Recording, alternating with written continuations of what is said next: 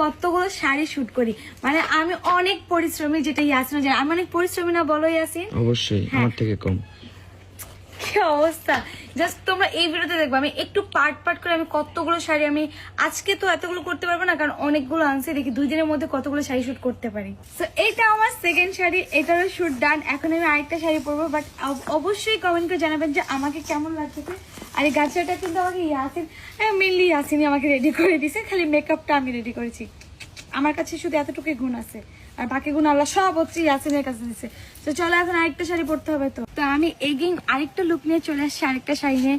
দেখতেই পারতেছি আমি মানে শাড়ি পরতে আসি তো এক একটার পর পরতে আসি। এখন আবার হচ্ছে রুমে গিয়ে আরেকটা শাড়ি চেঞ্জ করবো, কারণ আমার এটা শুটও শেষ। সব শুটগুলো আপনারা খুব সুন দেখতে পাবেন, কারণ এই ভিডিওটা মেবি আমার আগে আপলোড হবে আর ওগুলো একটু হয়তো বা পরে আপলোড হবে। তো চলো আমরা আরেকবার আরেকটা ড্রেস পরে আসি। এটা হচ্ছে আমার 4 নাম্বার শাড়ি। আমি তামিল লুক ক্রিয়েট করার ট্রাই করছি, বাট আমার মেকআপটা যেহেতু শখের ছিল তো আমি করতে পারিনি। বাট এই মেকআপে জাস্ট জুয়েলারি দিয়ে আমি তামিল লুক করার ট্রাই করছি। আর শাড়িটা তো তামিলভাবে হয়ই নেই, কারণ এইভাবে পরতে হয়, যেটা আমি পারবো না পার্লার ছাড়া। সো এটার পর হচ্ছে আবার আরেকটা ড্রেস পরতে হবে।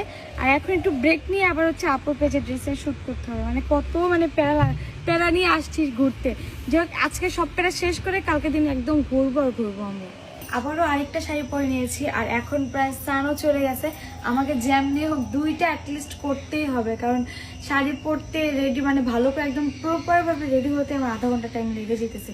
শাড়ির কুচিটা যেভাবে মানে কষ্ট করে দিতে দিতেছে, মানে এর থেকে কষ্টের কাজ আমি আর কখনো করিনি। অলরেডি আমার এই শ্যুটও ডান। আমি আরেকটা শ্যুট করবো, মানে সানমামার মন চেতেছে যে বলছে যে প্লিজ আপনি আরেকবার ফিরে আসুন, আপনাকে আমি অনেক ভালোবাসি।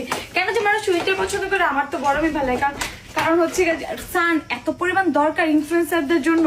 সূর্য না থাকলে মানে ইনফ্লুয়েন্সাররা বুঝে যে সূর্যের কতটা দাম, মানে কতটা দাম দিই আমরা সূর্য মামাকে।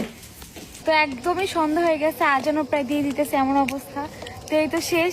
এখন আমি আর একটা যেমনি হোক করবো, তো আবার রুমের মধ্যে দেখি রুমের মধ্যে করা যায় কিনা।